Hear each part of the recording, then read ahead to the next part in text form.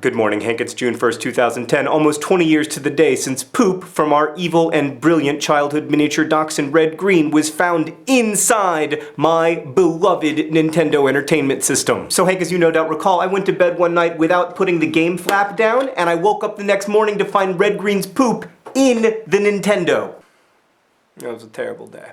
Hank, you remain the prime suspect in the case of the poopy Nintendo. You had motive. I hogged the Nintendo, which is true, and also I loved the Nintendo more than I loved you, which is also true. You also had opportunity. Your opposing thumbs, combined with the ubiquity of Red Green's poop in our home, means that it would have been no trouble at all for you to insert Red Green's poop in my Nintendo. However, when I confronted you about this, you replied, I did not put poop in the Nintendo! You then proceeded to place the blame squarely on Red Green himself. Red Green was a very intelligent and bad dog. As I understand it, Hank, your argument is that an 8-pound dog with a brain the size of a baby fist backed up to my Nintendo one night and pooped in it. Now, Hank, I don't have a miniature dachshund, and even if I did, God knows you can't make them poop on demand. Ergo, to test your theory that Red Green pooped in the Nintendo, I have to use science. So Hank, here's what I did. First, I used Twitter for what Twitter is designed for. I went on Twitter and I asked people if they could measure the distance between the ground and their miniature dachshund's anuses, which several dozen nerdfighters did. The average distance between the ground and a miniature dachshund's anus seems to be between 3 and 5 inches. So Hank, I have here a Nintendo Entertainment System, flap open, a stack of books, the exact height of Red Green's anus, unless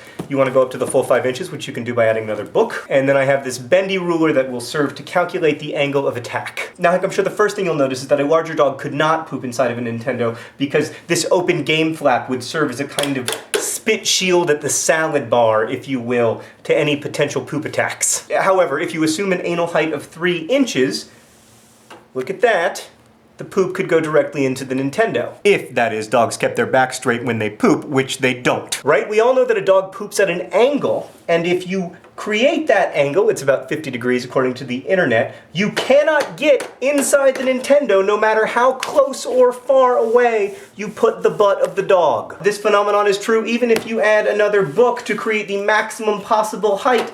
You still can't get quite into the Nintendo. Now, Hank, I know what you're saying. You're saying projectile poop. It is true that Red Green on occasion was known to projectile poop, that is, poop without bending his back. But given the angle of attack problem, only in a situation of projectile pooping could Red Green have pooped inside this Nintendo. I think it is far more likely that it was a human being.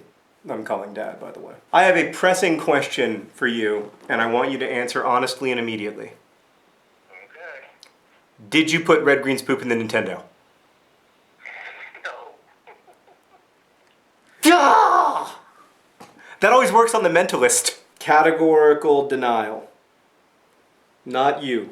So there you have it, Hank. Mom denied it, Dad denied it, you deny it. This leaves one of 3 possibilities. Either 1, Red pooped in the Nintendo, 2, a home invader invaded our home, inserted poop into the Nintendo, and then left, or 3, someone in my family is lying to me. Now, I'm not saying that person was you, Hank. I'm just saying it wasn't Mom, it wasn't Dad, it wasn't me, and there's no one else in our family. And on that note, Hank, I'll see you on Friday.